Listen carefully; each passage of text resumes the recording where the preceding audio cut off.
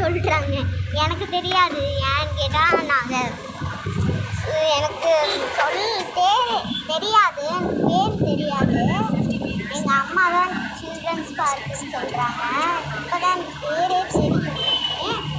அது மட்டும் இல்லாமல் இங்கே டிராஃபிக்கு நிறைய இருக்குது.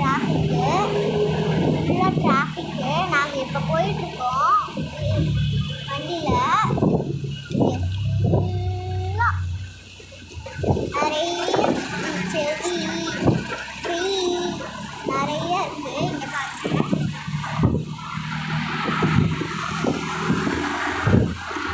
அது மட்டும் இல்லாமல் எங்கள் அம்மா வந்து சில்ட்ரன்ஸ் பார்க் கூட்டிகிட்டு போகிறதா பிளான் பண்ணிட்டாங்க போல.